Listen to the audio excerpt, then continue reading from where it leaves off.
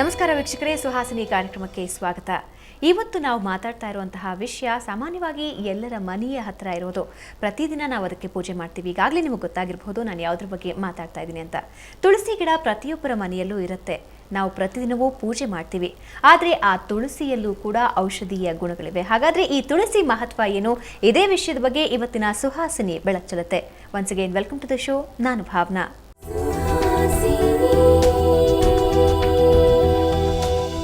ತುಳಸಿ ಮಹತ್ವದ ಬಗ್ಗೆ ನಮ್ಮ ಜೊತೆ ಮಾತಾಡೋದಕ್ಕೆ ವಿದ್ಯಾ ವಾಚಸ್ಪತಿ ಡಾಕ್ಟರ್ ಸಂತೋಷ್ ಗುರುಜಿ ಇದ್ದಾರೆ.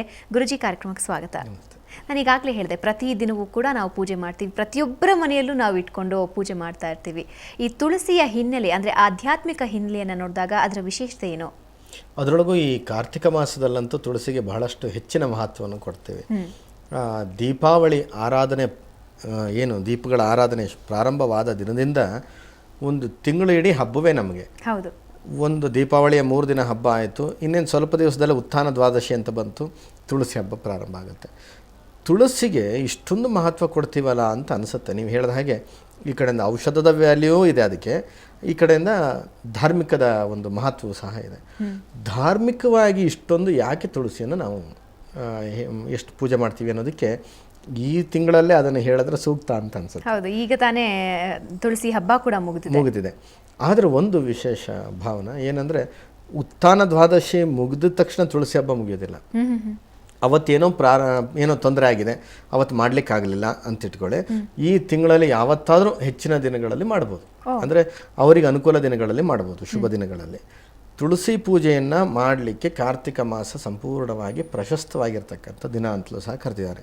ಅದರೊಳಗೆ ಉತ್ಥಾನ ದ್ವಾದಶಿ ಅಂತಂದರೆ ಇನ್ನಷ್ಟು ಶ್ರೇಷ್ಠವಾಗಿರ್ತಕ್ಕಂಥ ದಿನ ಅಂತ, ಅಂದರೆ ವಿಷ್ಣು ಎದ್ದಿರ್ತಕ್ಕಂಥ ದಿನ ಅಂತಲೂ ಸಹ ಕರೀತಕ್ಕಂಥದ್ದಿದೆ.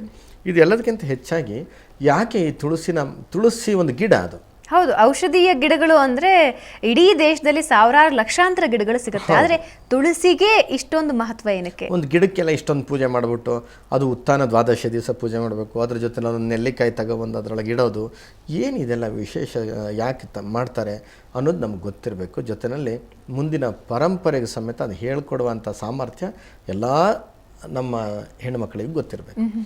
ಇಲ್ಲಿ ತುಳಸಿ ಅನ್ನುವಂಥದ್ದು ಧರ್ಮದಲ್ಲಿ ಒಂದು ಕಥೆ ಹೇಳುತ್ತೆ.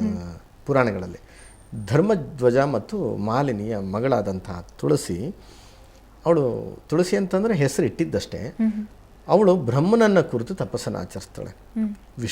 ವಿಷ್ಣುವಿನ ಮೇಲೆ ಬಹಳಷ್ಟು ಅಕ್ಕರೆ ಅವಳಿಗೆ. ಅಂಥವಳು ವಿಷ್ಣುವನ್ನೇ ನಾನು ಪತಿಯಾಗಿ ಪಡಿಬೇಕು ಅಂತ ಒಂದು ಇಚ್ಛೆಯೂ ಸಹ ಇರುತ್ತೆ. ಆದರೆ ವಿಷ್ಣುವನ್ನು ಪಡಿತಕ್ಕಂಥದ್ದು ಅಷ್ಟು ಸುಲಭದ ಮಾತಲ್ಲ. ತಾನು ತುಳಸಿಯಂತ ಹೆಸರಿಟ್ಟುಕೊಂಡು ಒಂದು ಸ್ತ್ರೀಯಾಗಿ, ಒಂದು ಸಣ್ಣ ಸಾಧಾರಣ ಹೆಣ್ಣುಮಗಳಾಗಿ ಹುಟ್ಟಿರ್ತಕ್ಕಂಥವಳು ಅಂತಹ ಪರಬ್ರಹ್ಮನನ್ನು ನಾನು ಮದುವೆ ಆಗಬೇಕು ಅಂತ ಅನ್ಬೇಕಾದ್ರೆ ಅದು ತಪಸ್ಸನ್ನು ಆಚರಿಸಿ ಅವಳು ಬೇಡಿಕೆಯನ್ನು ಇಡ್ತಾಳೆ ಬ್ರಹ್ಮನ ಹತ್ರ. ಆಗ ಬ್ರಹ್ಮ ಹೇಳ್ತಾನೆ, ವಿಷ್ಣುವನ್ನು ಮುಟ್ಟತಕ್ಕಂಥದ್ದು ಅಷ್ಟು ಸುಲಭ ಇಲ್ಲ, ಅಥವಾ ವಿಷ್ಣುವನ್ನು ವರಿಸ್ತಕ್ಕಂಥದ್ದು ಅಷ್ಟು ಸುಲಭದ ಮಾತಲ್ಲ. ಆದರೂ ನೀನು ತಪಸ್ಸಿನಲ್ಲಿ ಗೆದ್ದಿದ್ದಿ, ವಿಷ್ಣು ನಿನ್ನನ್ನು ಸ್ವೀಕಾರ ಮಾಡಲಿಕ್ಕೆ ಬರ್ತಾನೆ, ಬಂದಾಗ ನೀನು ಗಿಡವಾಗುತ್ತೀ ಅಂತ ಒಂದು ಹೇಳಿಬಿಡ್ತಾನೆ. ಆದರೆ ಅವಳಿಗೆ ಋಣಾನುಬಂಧ ರೂಪೇಣ ಪಶುಪತ್ನಿ ಸುತಾಲಯ ಅನ್ನುವಂಥದ್ದೊಂದು ಗಾದೆ ಇದೆ. ಅದೇ ರೀತಿಯಾಗಿ ಮದುವೆ ಆದದ್ದು ಮಾತ್ರ ದಂಬಾಸುರನ ಮಗನಾಗಿರ್ತಕ್ಕಂತಹ ಶಂಖಚೂಡನ ಜೊತೆಯಲ್ಲಿ ಮದುವೆ ಆದರೂ ಸಹ ತಾನು ಅಷ್ಟೇ ಪತಿವ್ರತೆಯಾಗಿ ಜೀವನವನ್ನು ಕಳೀತಿರ್ತಾಳೆ. ಕಳೆದು ಒಂದು ಹೀಗೆ ಅವನು ಶಂಖಚೂಡನು ಸಹ ದೇವತೆಗಳ ಮೇಲೆ ಯುದ್ಧಕ್ಕೆ ಹೋಗಿ ಅವನು ಕೆಟ್ಟ ಕಾರ್ಯಗಳನ್ನು ಮಾಡಿ ಕಡೆಗೆ ವಿಷ್ಣುವಿನಿಂದಲೇ ಸಂಹಾರ ಆಗಬೇಕು ಅನ್ನುವಂಥದ್ದು ಸಹ ಇರುತ್ತೆ. ಆ ಸಂಹಾರ ಸಂದರ್ಭದಲ್ಲೇನು ಪಾತಿವ್ರತ್ಯ ಹಾಳಾಗಬೇಕು, ಯಾರದು? ತುಳಸಿದು. ತುಳಸಿ ಪಾತಿವ್ರತ್ಯ ಹಾಳಾಗಬೇಕಾದ್ರೇನು ಶಂಖಚೂಡನ ರೂಪದಲ್ಲಿ ವಿಷ್ಣು ಹೋಗಿ ತುಳಸಿಯನ್ನು ಸೇರ್ಲಿಕ್ಕಂತ ಹೋಗ್ತಾರಂತೆ. ಆಗ ಇವಳು ಒಂದು ಸಾರಿ ನೋಡ್ತಾಳೆ ಶಂಖಚೂಡನೇ ಇರ್ಬೋದು ಅಂತ, ಆದರೆ ಶಂಖಚೂಡ ಅಲ್ಲ. ಆದರೂ ಒಂದು ಸರ್ತಿ ಮನಸ್ಸು ಕದಲಿ ಹೋಯ್ತವಳಿಗೆ, ತಾನು ಶಂಖಚೂಡನೇ ಅಂತ ಹೇಳಿ ವಿಷ್ಣುವನ್ನು ಮುಟ್ತಾಳಂತೆ. ಮುಟ್ಟುವಂತೆ ಅನುಗ್ರಹಿಸಿದ್ದು ಬ್ರಹ್ಮ, ಮುಟ್ಟಿದಂತೂ ಆಯ್ತಲ್ಲ. ಅಷ್ಟು ಹೊತ್ತಿಗೆ ತಾನು ಇನ್ನೇನು ಅವನ ಸ್ವೀಕಾರ ಮಾಡಬೇಕು ಅನ್ನೋಷ್ಟೊತ್ತಿಗೆ ಇನ್ನೊಬ್ಬನನ್ನು ಪಡೆಯೋದಿಲ್ಲ ಅಂತ ಹೇಳಿ ತಾನು ಗಿಡವಾಗಿ ನಿಂತ್ಕೊಂಡ್ಬಿಡ್ತಾಳಂತೆ. ಅವಳೇ ಈ ತುಳಸಿ ಅಂತ. ಅದು ಒಂದು ಪುರಾಣದಲ್ಲಿ ಬರುವಂಥ ಕತೆ. ಈ ತುಳಸಿಯೇ ಲಕ್ಷ್ಮಿಯ ಸ್ವರೂಪಳು, ಲಕ್ಷ್ಮಿಯ ಅಂಶದಿಂದ ಹುಟ್ಟಿರ್ತಕ್ಕಂಥವಳು ಅಂತ ಒಂದು ಕಡೆ ಇದೆ.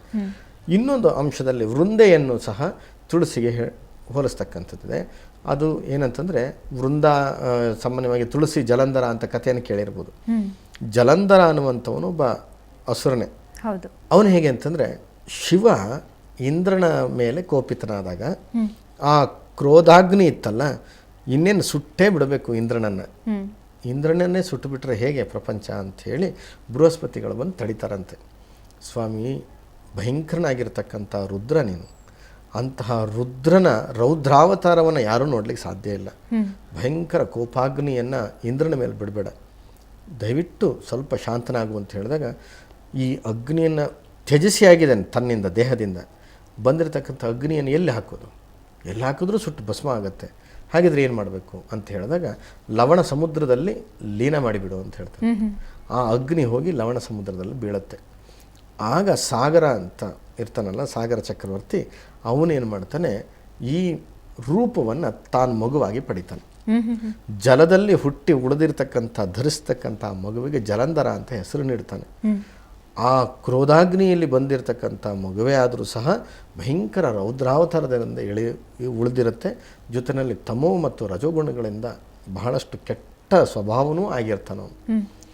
ಇದು ಅವನ ಸಂಹಾರ ಮಾಡಬೇಕಾದ್ರೆ ಹೇಗೆ, ಅದು ಬಹಳ ಕಷ್ಟವಾದ್ದು.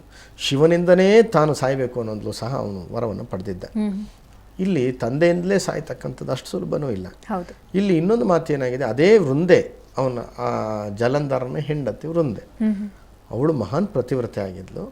ಆ ಪತಿವ್ರತೆ ಆದಂತಹ ವೃಂದೆಯು ಸಹ ಲಕ್ಷ್ಮಿಯ ಅಂಶದವಳು ಅಂತಲೂ ಸಹ ಒಂದು ಕಡೆ ಹೇಳ್ತಾರೆ.